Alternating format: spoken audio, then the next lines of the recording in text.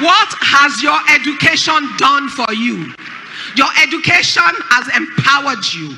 Your education has opened your mind. Your education has taught you processes to be disciplined, to apply yourself, to think outside of the box. It's allowed you to see various options. But it does not define everything that you will be. It is only an enabler of where you can go to. It's only shown you, and if you listened very well to Bishop's speech, he told you that at 5 years, all this degree, in fact, in your generation, 5 years is a bit long, sir. Every year or two, your education becomes what? Outdated. Because things are changing fast in your generation. So you need to be on top of it. You must be open to knowledge. You must continuously learn. But more than anything else, you must apply your talents combined with everything you have been taught. Now, the certificate and the education has its place. But guess what? The real things that will separate you outside: your character, your personality, how you handle human beings, your ability to respond to situations, your ability to be creative in every impossible situation, your ability to engage with human beings with respect and a sense of dignity, knowing that every human being, rich or poor, small or big, counts. That not your neighbors, not the son of the minister or the son of the governor that you know, no. That the son of your house help, the son of your father's driver, that the gatesman in your house, every single human being that you will meet will count in your life, because you do not know where you will meet them again. Human beings are mobile. They change form every season. Thus, the rich or the poor man at your gate could have an exceedingly smart, naturally smart son who does not have the opportunity, but who is able to apply for scholarship into Covenant and get through it and apply through British Council for a scholarship to Cambridge, and comes through it and comes back and is the only graduate from their segment of their state. And when they are allocating something for their state, he becomes the star. And before you know it, he's sitting in a place where even you, with all your opportunities, you haven't sat. But if you did not greet him well before, because you think you belong to a certain social class, then you have missed the opportunity of a lifetime. Because human beings are mobile. You must treat every human being like a treasure of God that they are. Everywhere you will be in life, every place you will go, there will be a man or a woman speaking for you or against you. And it will be about when they encountered you, what legacy you left with them. So in your walk of life, realize that human beings count. And it's not about who they are now. It's about who they can be that you do not know. Because even you do not know just how far the Lord will take you or the places you will sit.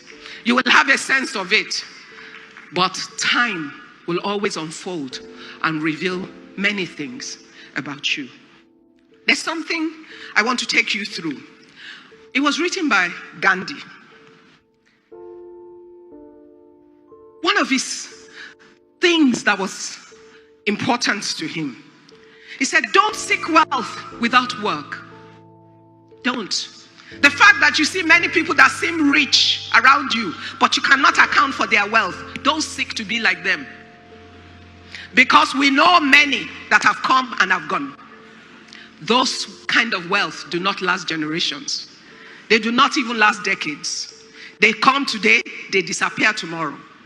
When you search the Bible, you will see how the palm tree and the grass, I shall not turn this into a sermon. Do not seek pleasure without a conscience. Whatever you think will give you joy, don't do it at the expense of another. Be careful, because human beings, people count, people matter. Have pleasures of life that is comfortable and good, but allows you to still be accountable for how you influence or affect the lives of others. Do not seek knowledge without character. What they've taught you here is knowledge with character. Because it doesn't matter if you got first class. If you're a man that cannot be trusted, you will not go far. It does not matter how brilliant or how smart you are. With all the brilliance and the smartness, if you commit a fraud in a bank, you will sleep in jail for many years. It doesn't matter how great you are. They tell you that a tiny hole can sink a ship. The tiniest of hole that can sink you is the hole of character.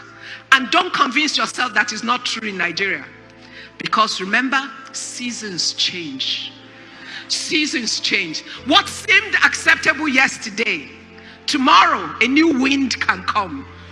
But those that do the right thing always will always be current for all seasons. And it will be great. So don't seek for knowledge without character. Don't seek for commerce without morality. You're a school that teaches entrepreneurship a lot. So don't seek to build business at all costs. Don't want to make profit off another man and forsake what is right and what is wrong. Do not seek science without humanity. Even as you innovate, always take it back to the influence and the impact of your innovation on your communities and on human beings. At the end of the day, last week I was speaking at a conference in Barcelona, sir. It was called the European Conference on Conscious Capitalism. And I was invited to speak on the African view of it. And my point is, I showed them a picture of when we were trying to recruit for the immigration services, if anybody remembers. And a whole stadium was filled with people applying for how many slots. And some people died. Somebody made money off that. But the part of science and humanity is this. How do you even, we're in the season where with artificial intelligence and technology development, many factories don't need many human beings because there's so much efficiency you can achieve with artificial intelligence and machinery. There's the biggest factory assembling all your iPhone in China. By setting up one factory, sir, 1 million jobs were eliminated. Robots all the way. The question is, what do we do with the human beings that were eliminated? How quickly can we train our own people enough for new jobs? How many new jobs have we created to replace the ones we're eliminating? Even as every company has a right to seek efficiency, but at the end of the day, leadership, policymakers, and even us that are innovating need to have a conscience to understand science is meant to serve and enhance humanity, not to destroy it. So when you apply your scientific knowledge and you innovate, always balance it out. How does it affect humanity? Because we have the choices. It's within our control to decide what we do with our innovation. So I hope you be the generation of social scientists. Scientists with a social conscience. Don't worship without sacrifice. God bless you. Okay, if a man is hungry, give him food. God has blessed him when you feed him. Don't be the one that worships without understanding that there are sacrifices required of you in your own capacity in trying to build your community. Don't get into politics without principle. Don't support a man because he's your uncle or he's your auntie, he's your neighbor, or he's from your village, or because he will bless you if he gets into position. And many people have been disappointed by those things. Let your politics be principled. Let it be based on what is right and what is wrong for the community. Why? Because when the community works, we all benefit from it. Remember, where you live, where you will build your businesses, where you will build your families, that is the community where you will live. And no individual can build the community. Every single individual contributes to what the community is.